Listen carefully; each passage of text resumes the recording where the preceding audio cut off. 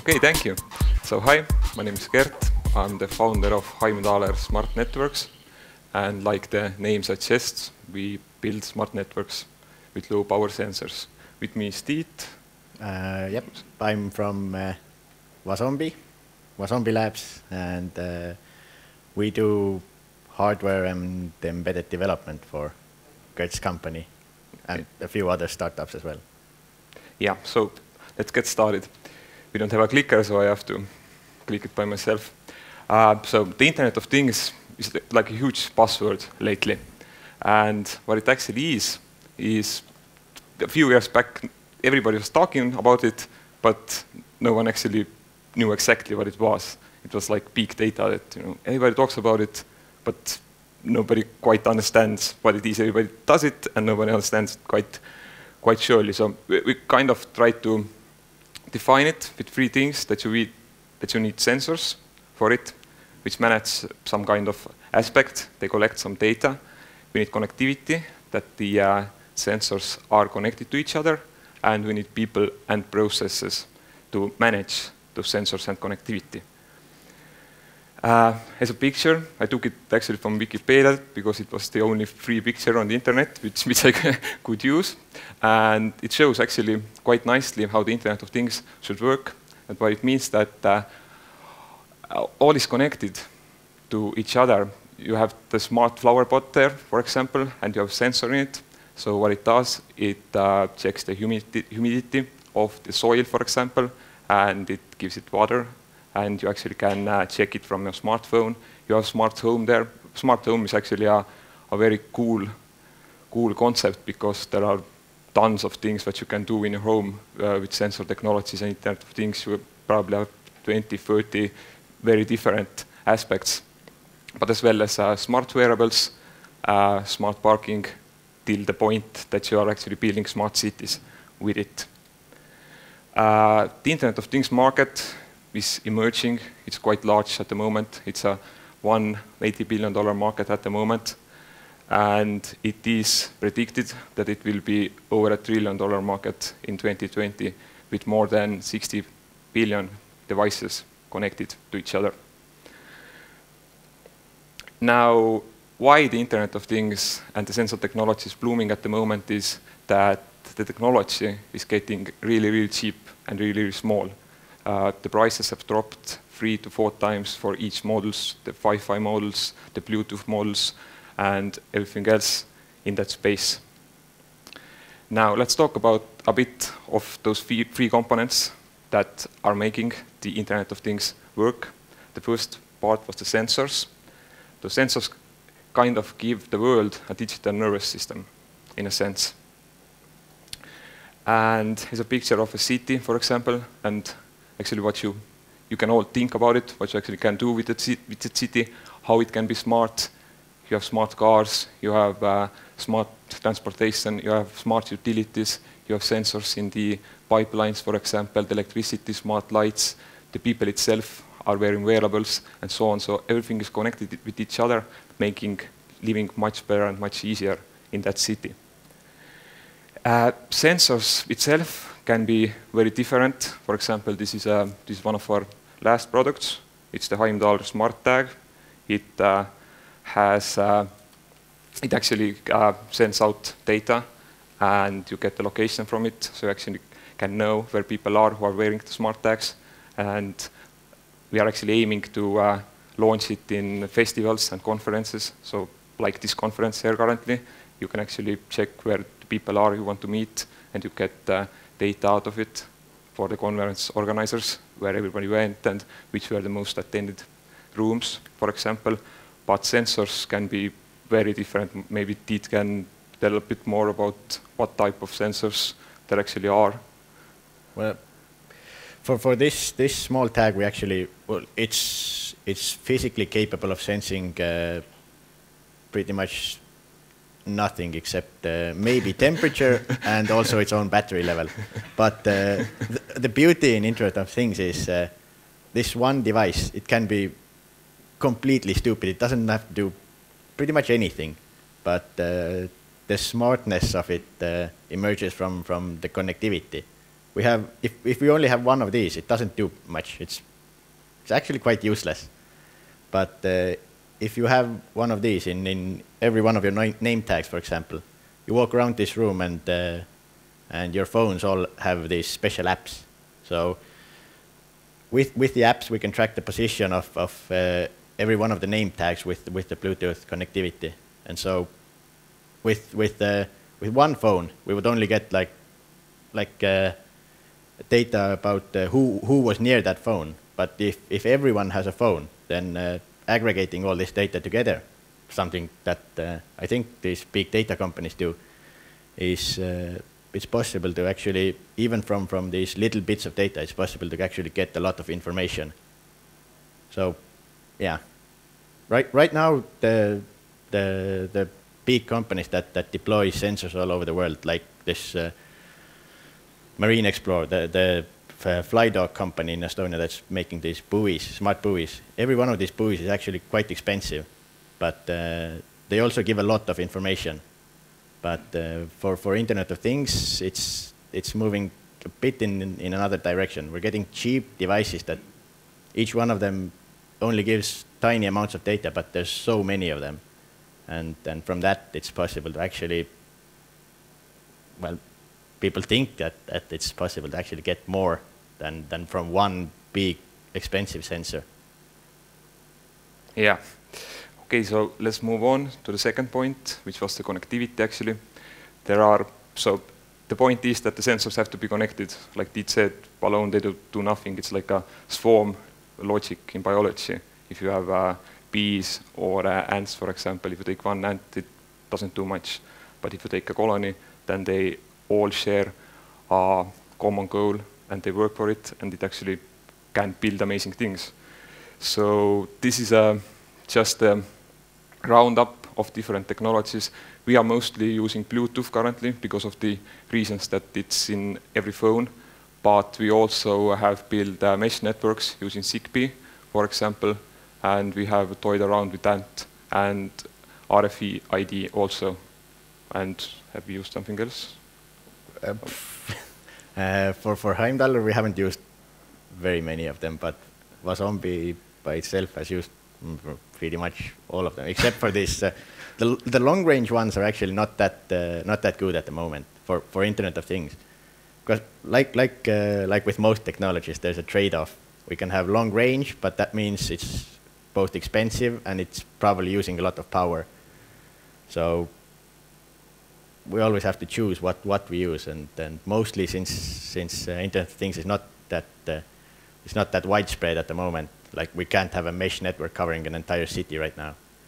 But we are working on it. Yeah, but for that reason, we're mostly doing some kinds of hybrid systems. Like we have a long-range central device that's powered by, like it has network power, so power is not a concern. And then we have these sensors that have batteries, but since people are lazy, they don't want to change a battery like every week. We have to make it last like a year or 2 years on a battery, and we can't have long-range connectivity on this. So this is Bluetooth, Zigbee, or just something in the ISM bands, some custom protocols.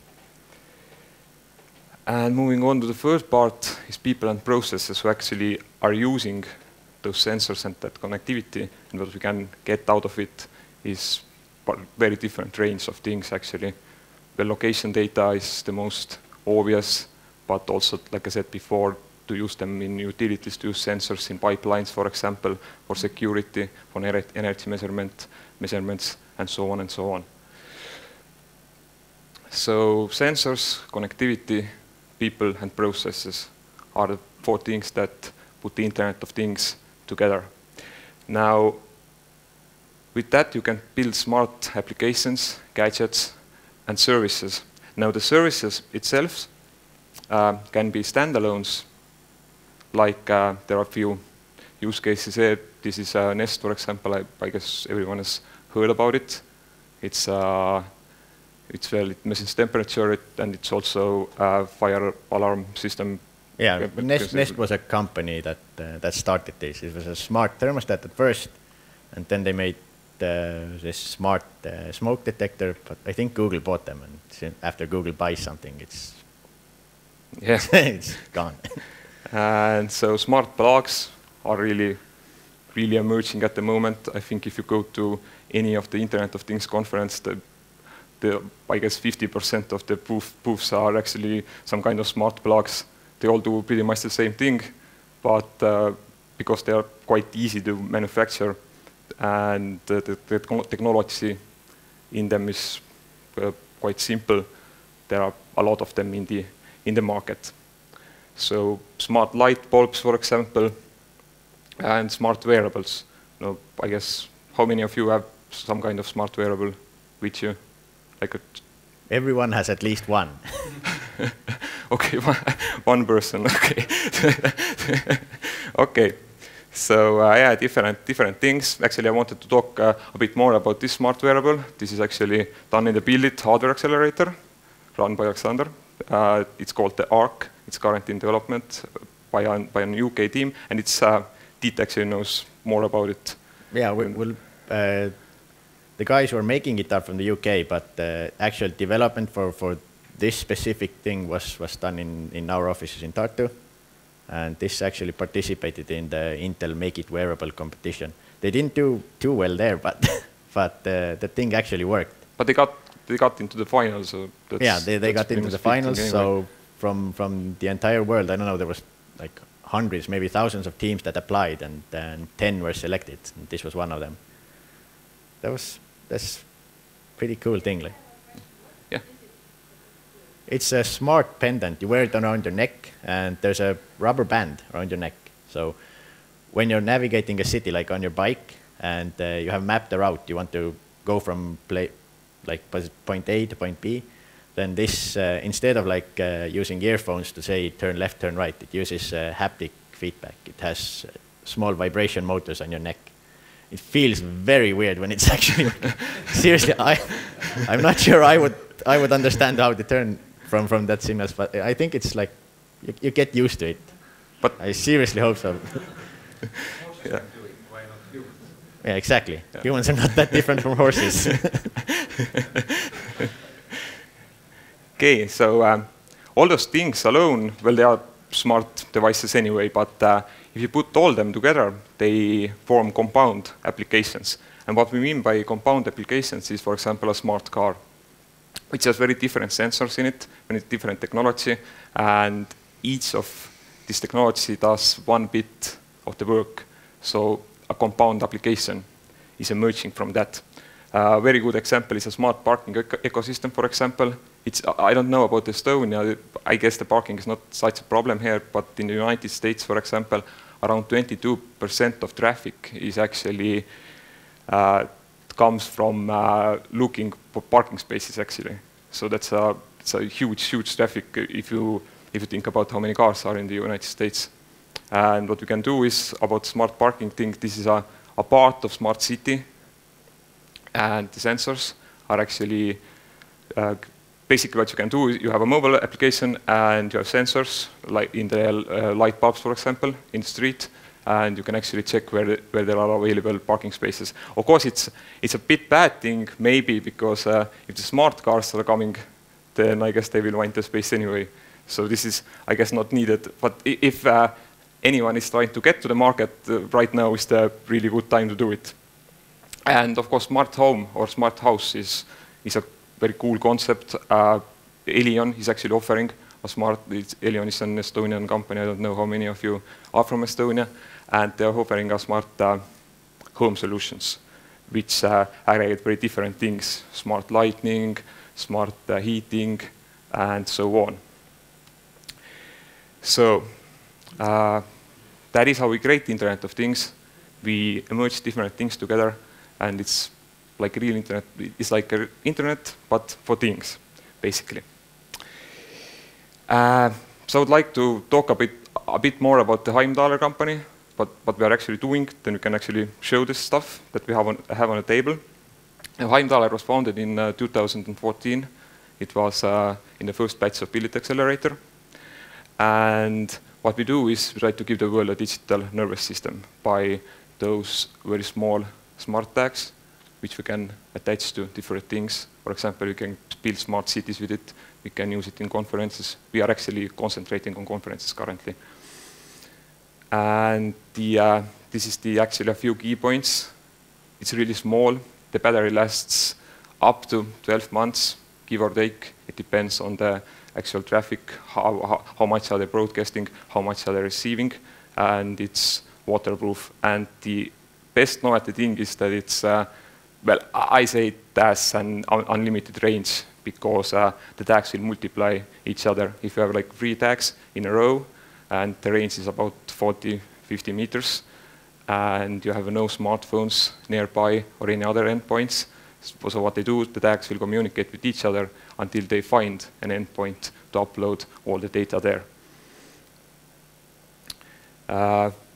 This is actually not needed. So this is a funny picture I wanted just to show you. This was actually when I pitched to build it first time.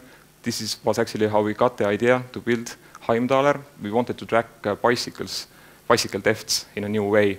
So the smart locks are quite expensive, and the regular locks usually don't work. So we wanted to actually hide this very small tag inside a bicycle's frame.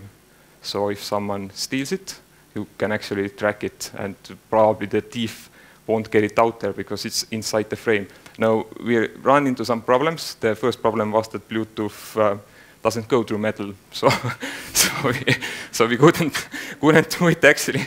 Then we pivoted a lot. Then we changed the direction, and actually we started to develop the smart tag with this BL600 development kit. It's quite big. It doesn't fit into the frame anyway, but I can actually send it to, so you can check it out. And we started with this one. So this is again the picture of it. I don't know, maybe Tiit can go through over some things what it does. The components? I don't know if the software people actually want to know what's on it. But basically what we have is, why we usually start with modular systems for radio things is because radio frequencies are highly regulated. You can't just build something and make it transmit. It's like in 2 days someone will come knocking on your door and you have a hefty fine. So we have this integrated module. It's actually on the board. You can see it's a different board. It's a board-on-board type of thing, because this, as you can see, it's already certified. And pretty much when you make a product, you just take this thing, solder it onto your own board, and it's done. You don't need much more like testing or anything. But why we chose this one is we knew we were going with a small device, so we needed this small watch battery thing, and this actually is like with all of the Internet of Things devices, you go for the cheapest one you can find. And this one is one of the cheapest ones. It's not bad. Like they all use pretty much. They all like there's 2 big companies making Bluetooth 4 chipsets. This is a Nordic one, and then we have Texas Instruments. But Texas Instruments uses an 8051 core, which is a really old microprocessor. But Nordic uses ARM cores, so this is a 32-bit ARM system on chip.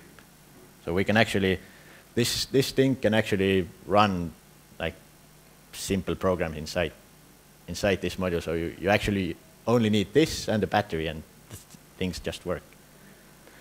So then we run. Do you want to talk maybe why the smart basic? But it's for this device actually the programming language by book is Smart Basic. We actually didn't like that. Yeah, so it's Nordic is actually making the system on chip, this physical microchip inside the thing. But this module is manufactured by another company, and they, for some reason, thought that the BASIC was a really good programming language for this, which it isn't. So, but it's like really easy to get started. They had examples and everything, and the thing actually works. But we needed to go with the power usage. We needed to go a lot more. We needed to like seriously reduce power usage. So BASIC was not the best thing for that. So what we actually did is we got it open, the module, so we could use C for it.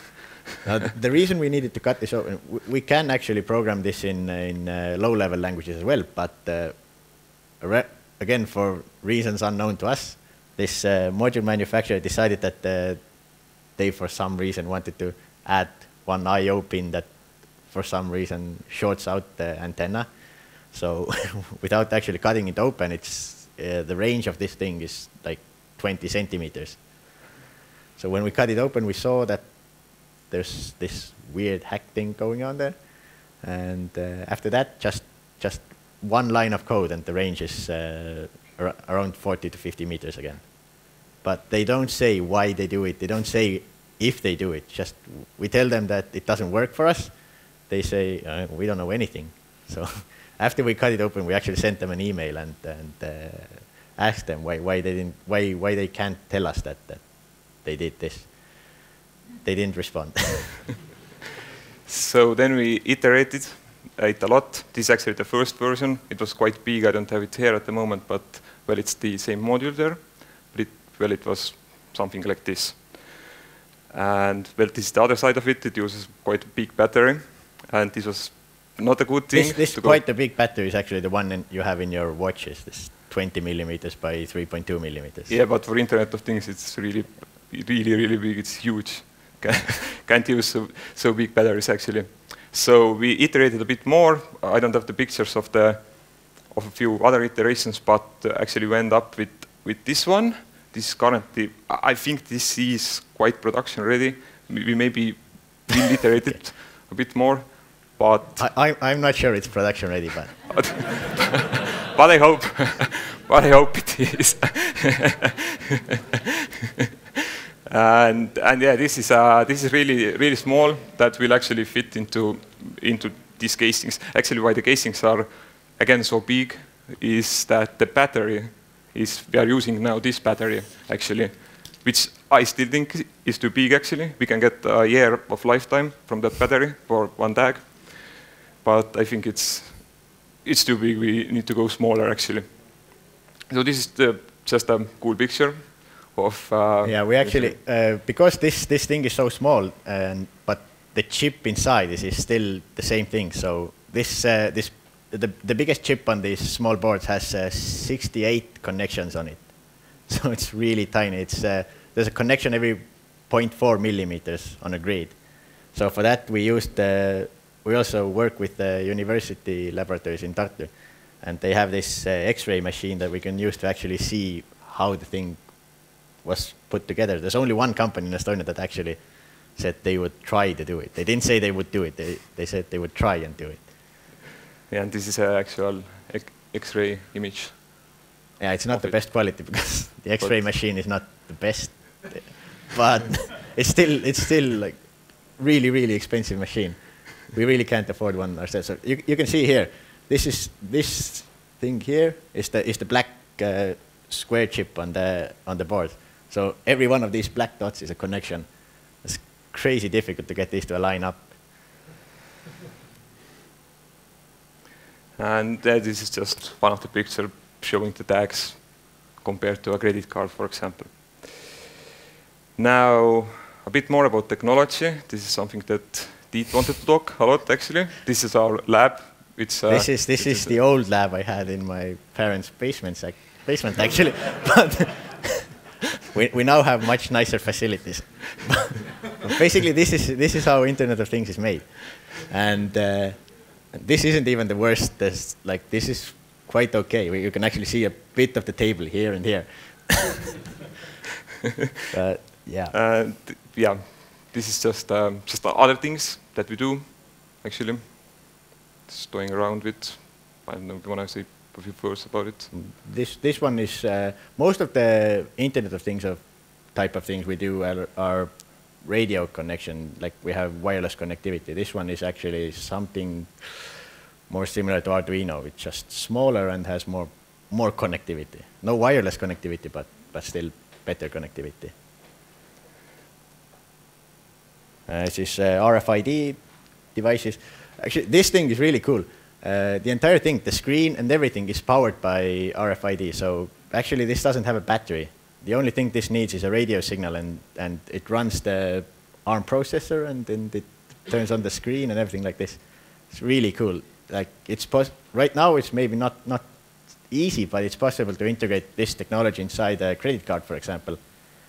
And then instead of having this number written on your credit card, which is not really that safe, you can have it on the screen, and when you put it next to a reader, you have to enter some kind of a PIN code, and then only then will you see the credit card number on the screen.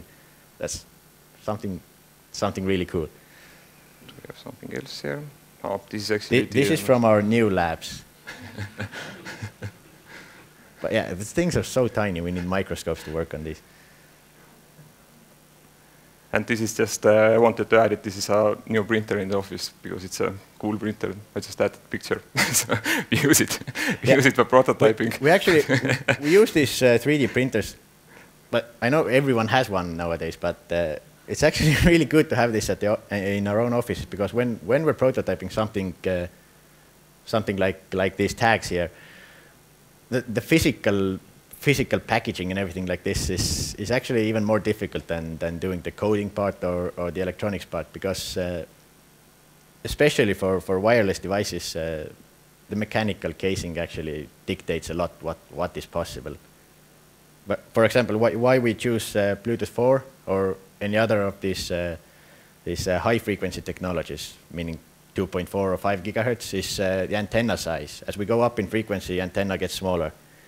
So we could actually make these things really long range when we went down to, say, I don't know, 433 or 169 megahertz. Like the lower we go, the more range we get, but also the antenna gets bigger. So again, trade-offs.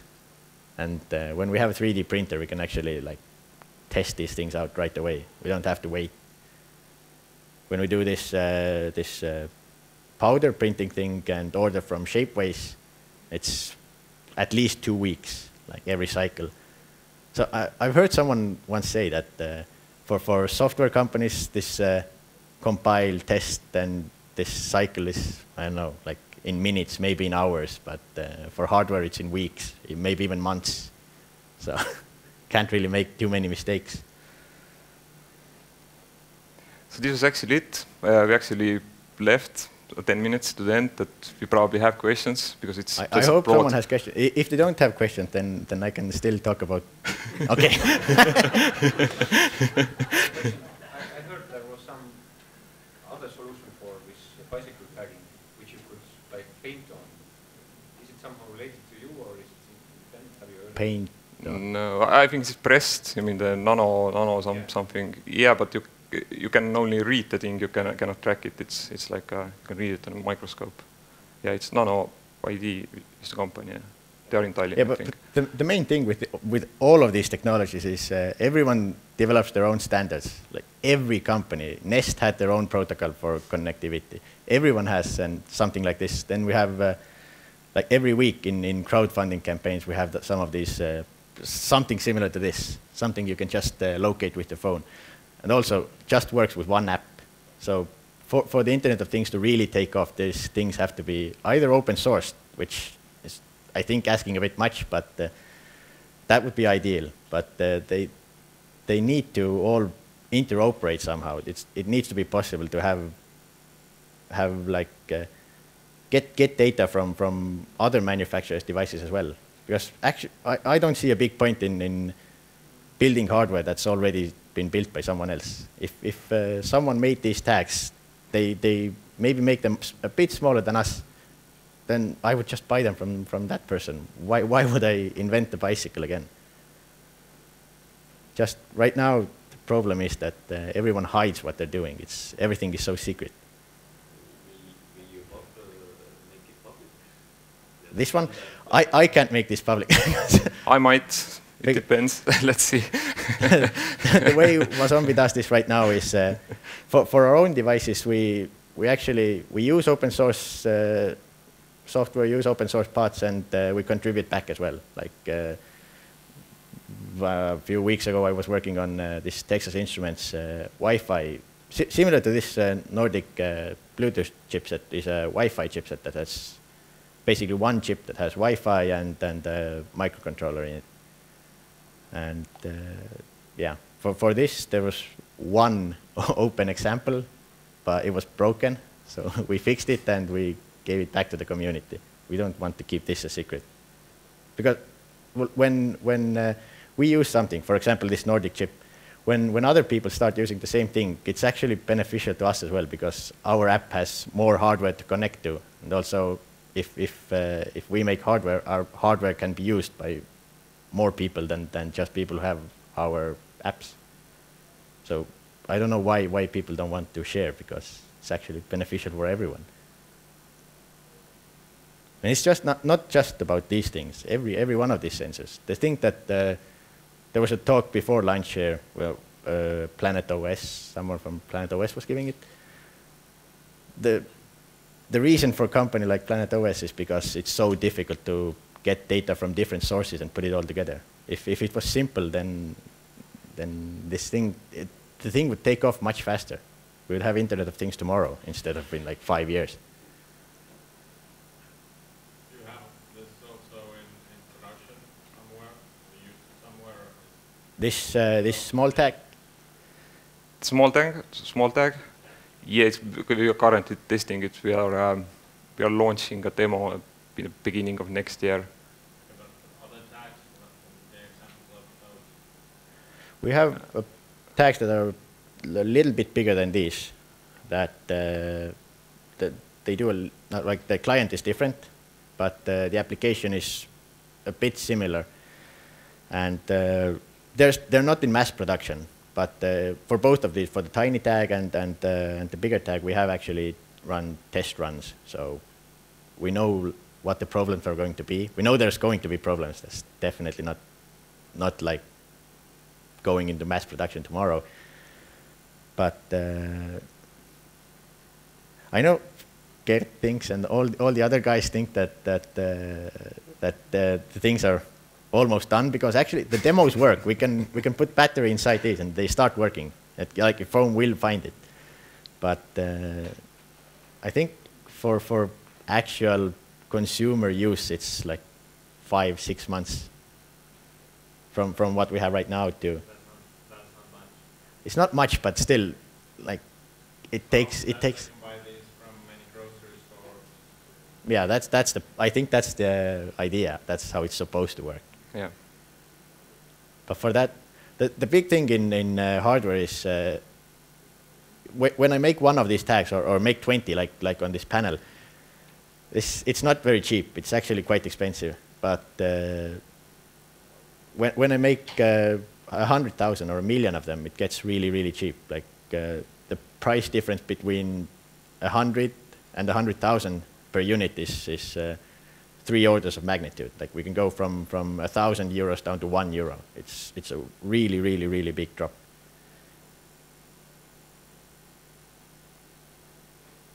So yeah, any more questions? Why didn't you use bicycle metal frame as a Okay, actually, this is not a stupid question, because do you know how iPhones have their antennas?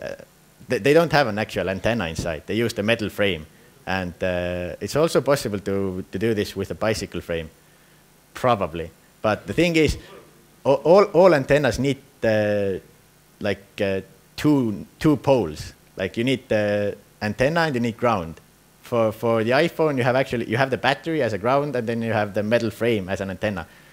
For a bicycle, if the frame is all connected, everything is metal, then it's probably going to work like a little bit, but it's not going to have very good range, because it's too big. For 2.4 gigahertz, you really need something smaller. It is possible to match it. You need extra components, and you can match pretty much anything to be an antenna for any frequency. It's not going to be a very good antenna.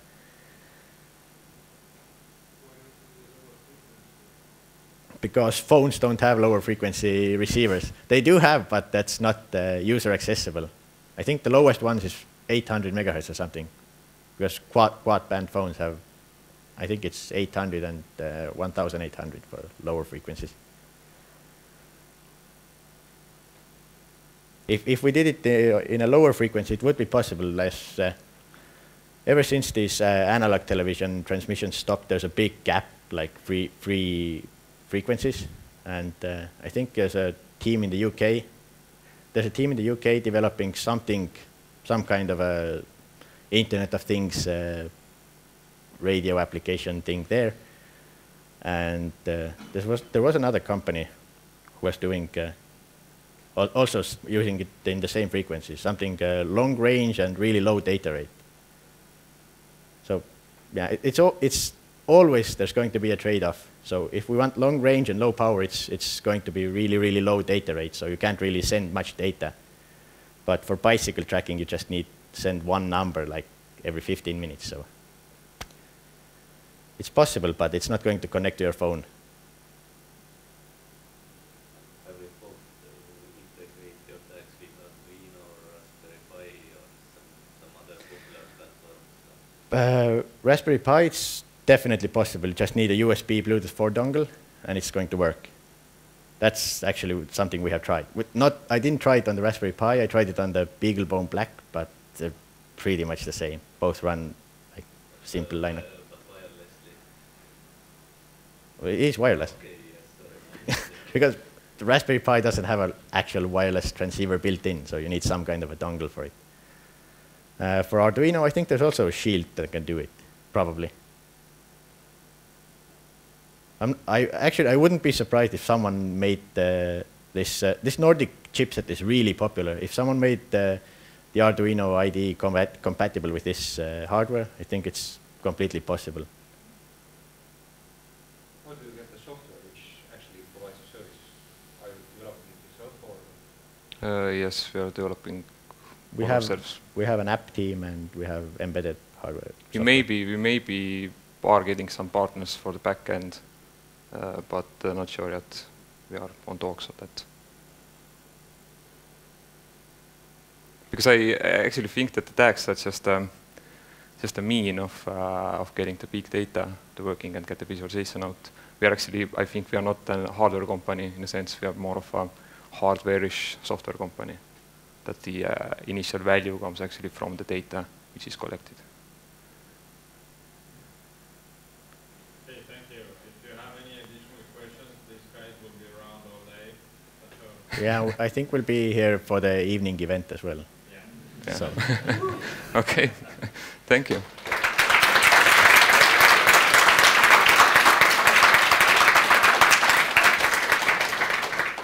Thank you.